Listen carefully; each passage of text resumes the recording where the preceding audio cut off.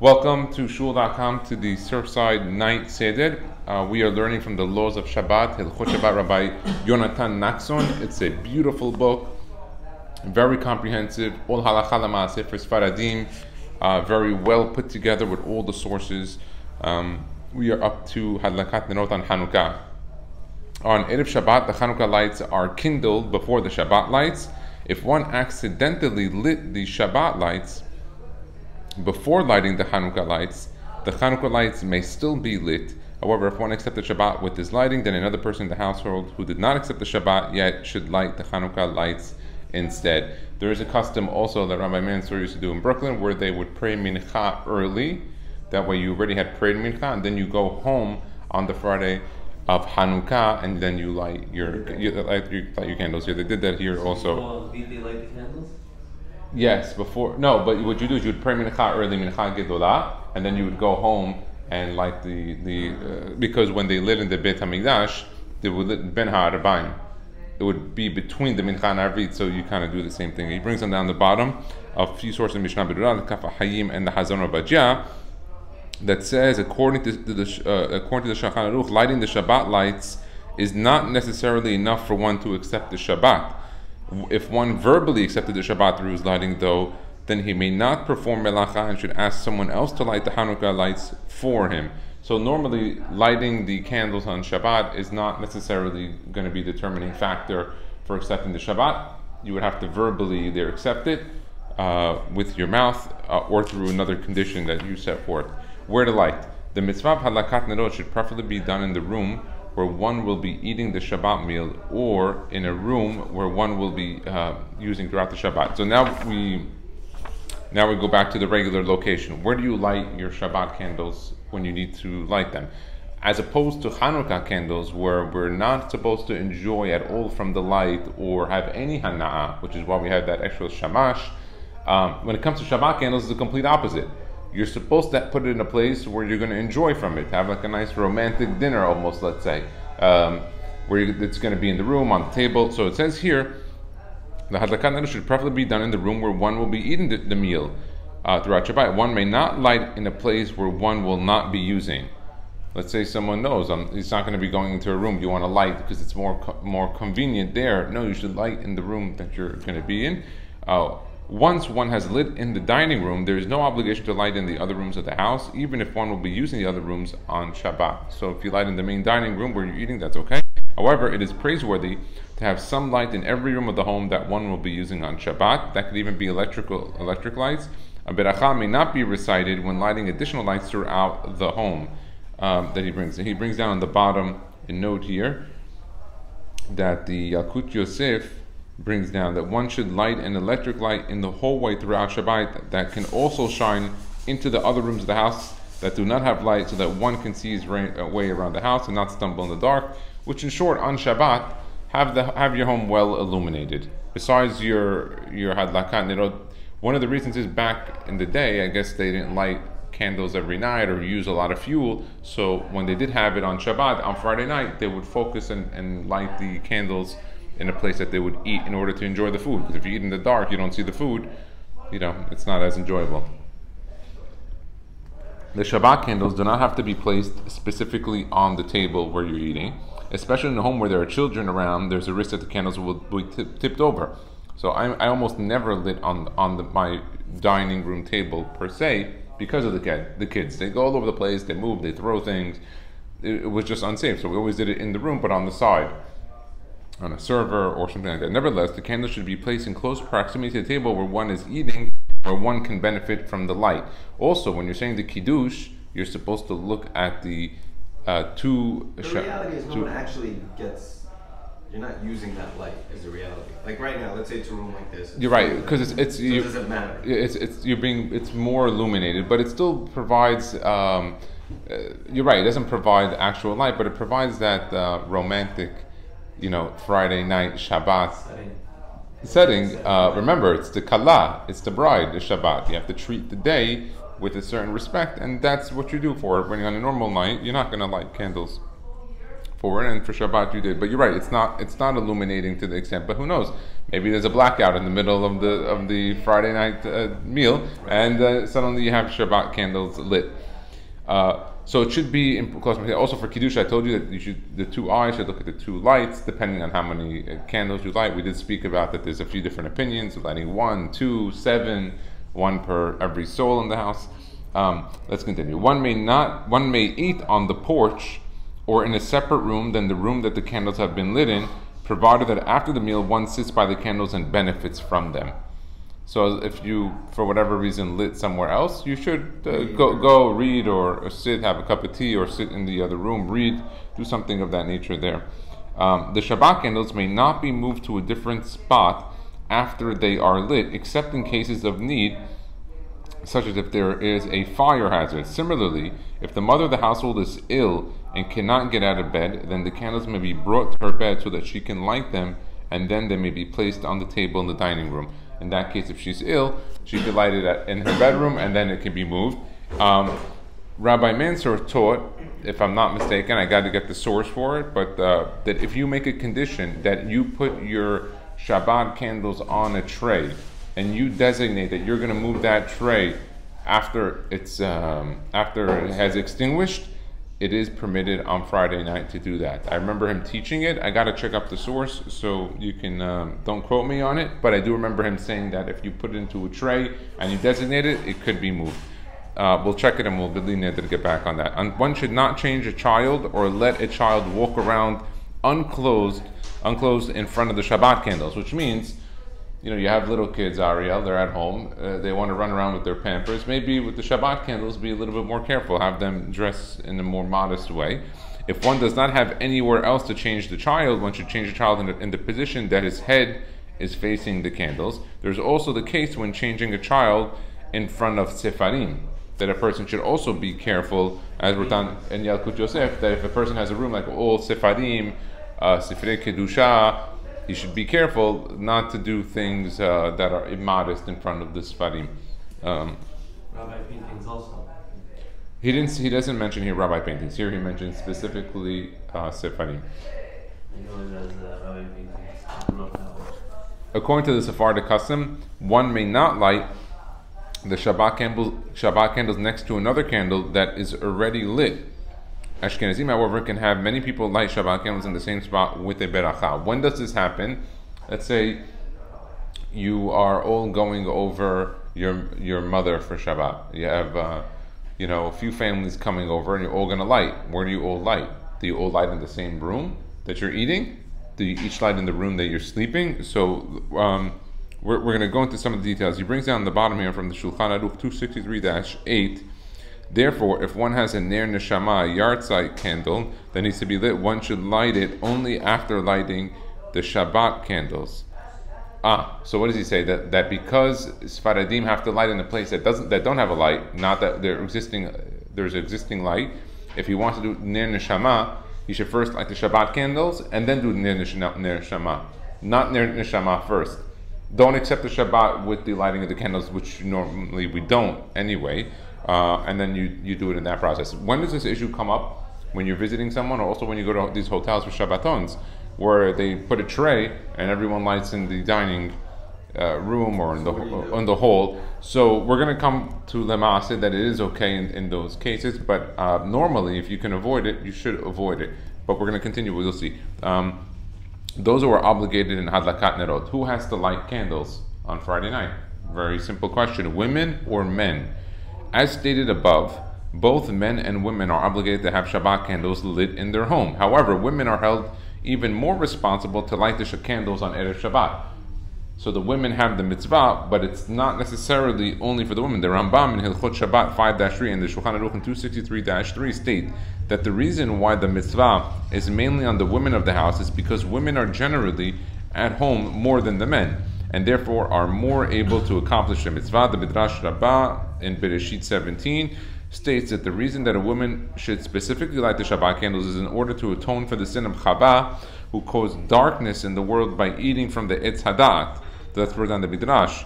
And then there's also a few other reasons brought down in the Zohar and the Yafeh Lalev. So the reason why women do it is because she brought darkness in the world by bringing the fruit of the Etz Hadat to Adam So Arishon. why do men have to do it? And so the mitzvah exists that it has to be done generally by a couple, by the woman of the couple, but the obligation exists for both. But in the couple, it's going to be the female that's going to light it. But there's many cases, as we're going to soon see, that a man has to light. I know you're single, you're living at home, you would be responsible to light. It'd be interesting if you, and let's say you have a few roommates living together. Let's say you're 3-4 guys, single avrechim, all learning, living together, how that would be, because you would all be in the same place. We'll see if we get up to it here. A man should not take this mitzvah away from his wife by lighting before she gets a chance to do so, which means that even though they're both obligated, you should leave it for the woman to do this because she's at home, she's setting up all the things. But the man should do one part. He should prepare the candles, which we're going to get up to. Like if he had a sister and if his sister stays by him, does he not need a light anymore? And his sister light? So he always has the ikad, which means his house. So he would. But we're going to get up to that now because we're going to talk about how they can turn on the light in their bedroom. Also, and there's places to say a beracha with that too. We're going to get up to it. A man should not take over a mitzvah. Okay, he may light candles without a beracha in other rooms around the home once his wife has lit the candles in the dining room. Which means, if he wants to light other lights around the house after she lit, he does it without a beracha, even if it's candles for that nature. He says here, a man may light in the bedroom only after his wife has already lit. If he lit before, and then his wife may no longer recite a beracha upon her lighting. Which means if the man goes around the house lighting, putting on the lights for Shabbat, specifically for Shabbat, he may already have completed the obligation, and so his wife may not be able to light with the beracha. So what he should do is let her light the first, and then go around setting up the lights for Shabbat. That's what he's bringing down from Halichot Olam here, and Chazon Avadia. I turn on the lights for the house, like right before Shabbat. I do exactly the same the thing. bathroom, this and that. Should I be lighting for Shabbat first and then doing that? So that's what it's essentially saying here. I do the same thing that you do in the same process, where I do it more or less at the same time. While she's preparing or getting ready to light, I'm setting up almost the same time. That's when we usually do it, and I'm walking out or that time. But he says here, I'll read it again for you, who states that a man may light in the bedroom only after his wife has already lit. So here he's talking specifically about the bedroom.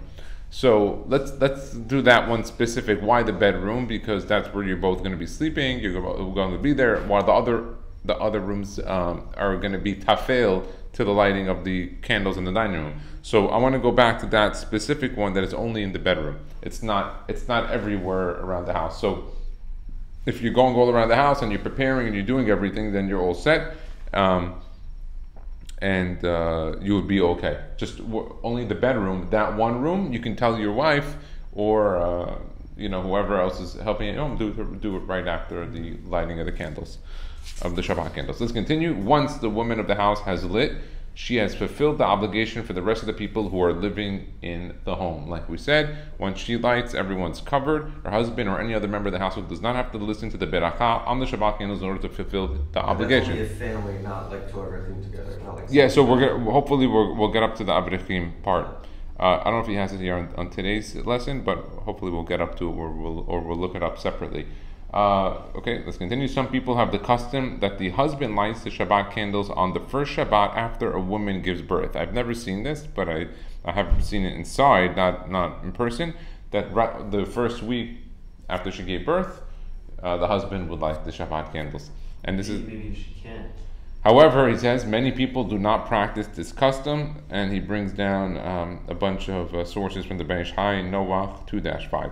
Even if a woman is considered nidah, she is obligated to light the Shabbat candles. Being a nidah does not get her off the hook. The man of the house should remind his wife to light candles before Shabbat, which means before Shabbat, the husband should remind his wife to do it, or even further, as he says here, it is especially praiseworthy for the man of the house to set up the candles before Shabbat for his wife, And this is brought down by many sources: the Magen Abraham, the Ben Ish Hai, the Arizal, Mekapsiel, Kafahayim, Palachi, the Kafahayim Sofer, Hazon Avajah, Halacha Bedura. It's brought down in many places that the right thing the man should do when he's married is set up Shabbat candles in some way. Either put the Shabbat candlesticks, either put oil inside, or set up the wick. Do one part. Ariel, that's a good thing that you can take upon yourself to set up the Shabbat candles for Shabbat. Yeah. You do already. Perfect. So you already are on the program. That's my thing. So you have that thing, and if you do it with the wax or with oil, however it is, you set it up. You set it up properly. That is the man's job, and she would do the light. One who is single or whose wife is away. One who is not married and is living on his own is obligated to light Shabbat candles with a beracha. That would be your case, Mark. Likewise, if one's wife will not be home for Shabbat, one must light in her stead, even if she will be lighting candles in the place that she is staying for Shabbat. Let's say, for whatever reason, she's traveling, and she's in New York, you're in Miami, you would be obligated to light with a beracha at home, and she would light also where she is with a beracha for wherever she's staying. If the mother of the household is not present, the father of the household should light the Shabbat candles, even if one has a daughter who is over the age of bat mitzvah. So let's say he has a few daughters, or even one daughter at home. She's 15 or 17 or 18, and she's setting up the whole Shabbat table. She's cooking. She's preparing everything. He's just coming home. He should do it because he is the father of the household. This is even the case if one's married daughter is over for Shabbat. She's married. She's going to light anyway. He should light for his responsibility in the household if the mother or the spouse is not there, the wife is not there. If one's parents are not home for Shabbat, then the eldest female child who's over the age of bat mitzvah should light the candles at home for the household. So if neither one of the parents are home and it's just the kids, then the oldest girl in the house over bat mitzvah should do it. If she is under bat mitzvah, then a boy who is over bat mitzvah takes precedence and should light on behalf of the household. So it would be the precedence of mother first. If mother's not home, father not home, then it would be daughter over bat mitzvah. If that's not, then it would be a boy over bar mitzvah in that order. Okay, a blind person, lo alin. They say in Aramit, in Hebrew it's Iver, in Aramit is Sagi Nahor. Sagi Nahor. What is Sagi Nahor? Sagi means a lot, Nahor means light, lots of light. It's a play on the words, on the situation. So even if a person who was blind should light Shabbat candles, since one still benefits from the light from other people in the home seeing and helping her. However, a beracha should not be recited upon the lighting. So if someone cannot see, they light the candles, they have that responsibility, but they don't make a beracha. In such a case, it is better that her husband, who is not blind, light the Shabbat candles instead. So if lo aleinu, the wife cannot see for whatever reason, I don't know, maybe she did laser surgery that Shabbat and she couldn't see or something of that nature, he should light in her stead to make the beracha. A daughter who wants to light with her mother. She's learning, she's in school, she's learning chinuch, like they do. We have this issue now, Sephardim have it, when our kids go to sometimes Ashkenaz schools or the Hasidic schools, and they learn that you have to light a separate Hanukkah for everyone in the house. So they all come over to Hanukkah, and then we got to tell them, okay, no, we appreciate you brought this, but Sephardim, we only do one. We have a power Hanukkah. We don't need to have a bunch of them. One powerhouse instead. Okay, so now this daughter, she's learning in school to light, and she wants to light next to her Ima. Ima's lighting, she wants to light next to her. What do we do? A single daughter who is living at home, who wants to light a candle, even though her mother will be lighting that Shabbat, should listen to the beracha that is recited by her mother, and then light her candle after her mother without reciting another beracha. So you can get her to do that chinuch training. This is even the case if she wants to light in a different room than where her mother is lighting. She is not permitted to recite a beracha upon her own lighting, even if she has intention to not fulfill her obligation through her mother's lighting. Meaning if she has negative kavanah. What's negative kavanah? Negative kavanah is if a person is doing something, I am trying to be motzi kulam, I have kavanah for everybody. You have a kavanah without saying anything. In your mind, I am not going to be yotzeh with that havdalah or with that kiddush. It's a negative kavanah. She has a negative kavanah. I'm not being yotzeh with my mother's lighting. I'm lighting on my own. She shouldn't do that. You let your mother light, and then you could light without a beracha next to your mother for the training purposes. Many non-related people who are staying in the same home. Lots of friends, all coming, I don't know, college dormitory, lo alenu, if someone is he's studying to become a doctor, he has to do, I don't know, or something of the nature, he's traveling, they rented one of these Orlando homes with 15 bedrooms, 3 pools, everything all in one. Okay, so they're all staying in the same home. If many people are staying in one home for Shabbat and will all be eating and sleeping in the same room, I'm being careful to say eating and sleeping in the same room, only one person should light the candle on behalf of everyone.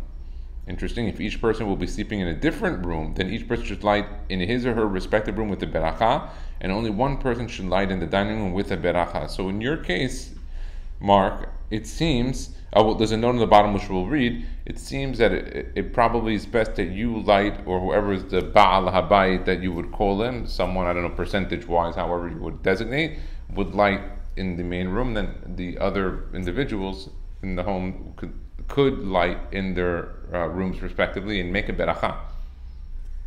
Because right now the way we do it is the same area in the dining room, I light Sammy lights. That should not be the case. All with the beracha. All with it. Yeah, but with the beracha, there's a little bit of another issue here. Is that Sammy is Ashkenaz or Hasidic. And for Ashkenazim, they can light all in the same room. Okay. Not like Sfaradim. Sfaradim, if there's already a light, so it doesn't affect you. So if you be the Baal Habayit, you do it in the main dining room, and he doesn't have any issue because as Ashkenazim they could light all together. Sfaradim is the only one that have an issue where you have one light. That's why we told you with the Ner Neshama, if someone wants to light it after, because if there's already a light in the room, what are you lighting for?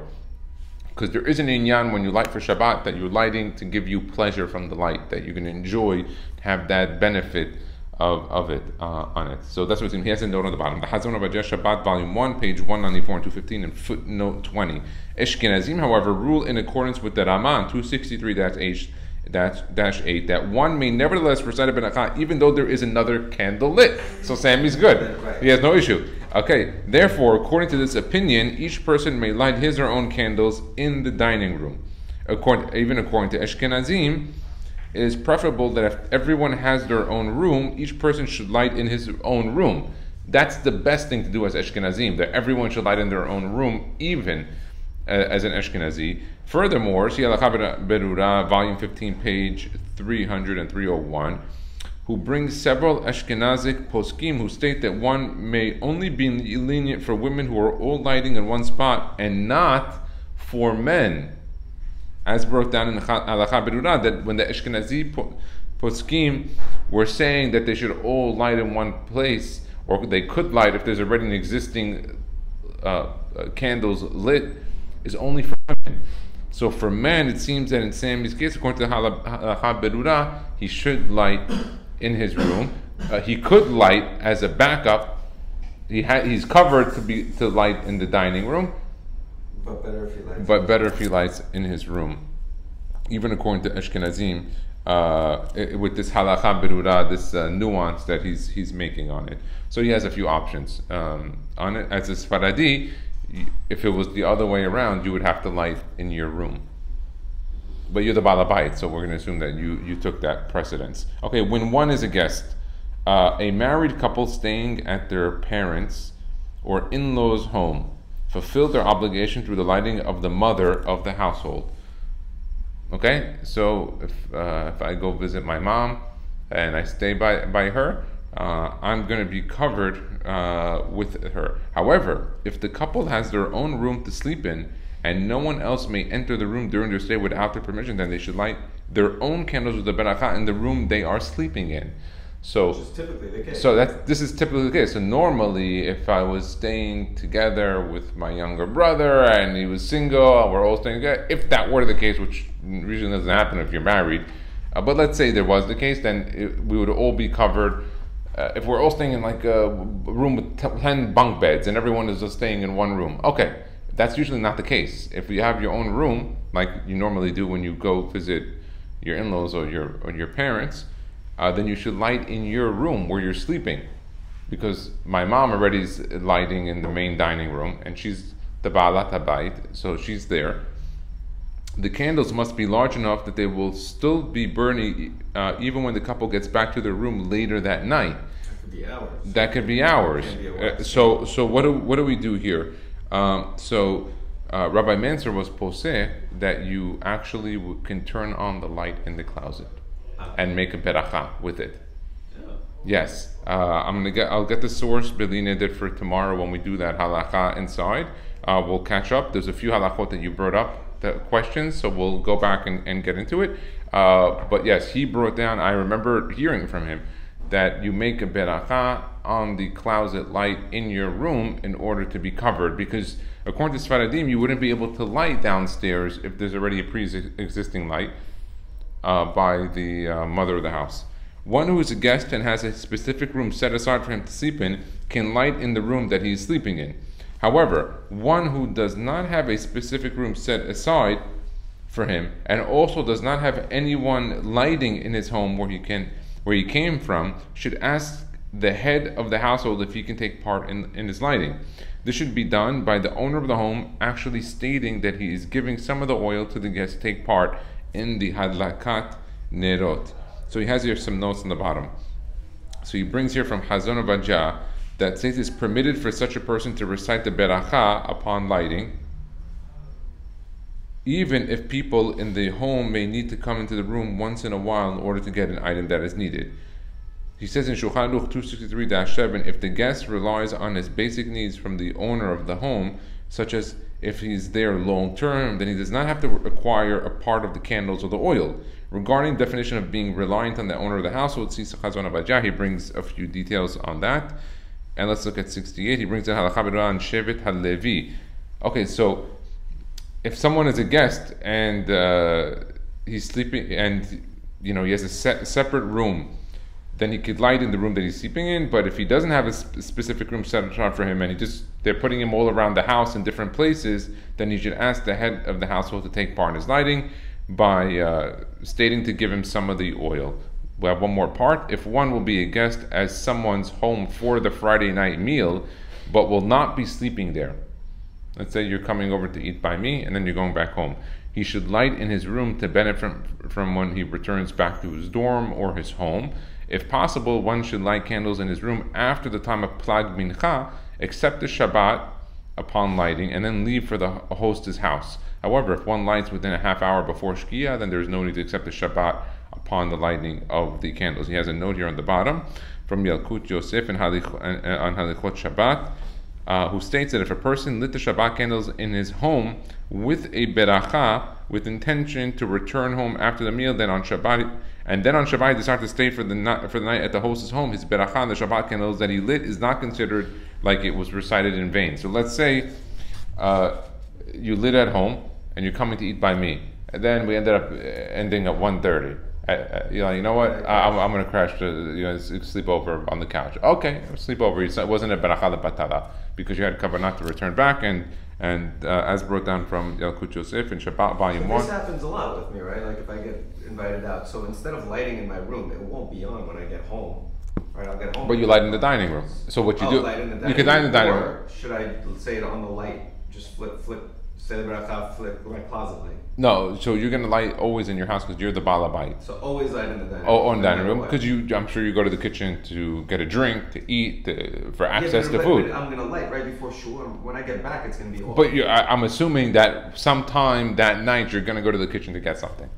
You're gonna go into the room. The point I'm trying to make is I'm not gonna be home to appreciate that lighting because I'm going to shul. Then I go to your place to eat. Then I come home. By the time it's already out. It's out by the time I come. So even if I'm in the kitchen, it's going to be off. No, but you still have a commandment to light for the household. Got it. So the commandment to light in the household, that you still have that obligation exists. So you need to do it. Okay, I got it. All right. Baruch Adonai Le'olam. Amen ve'amen.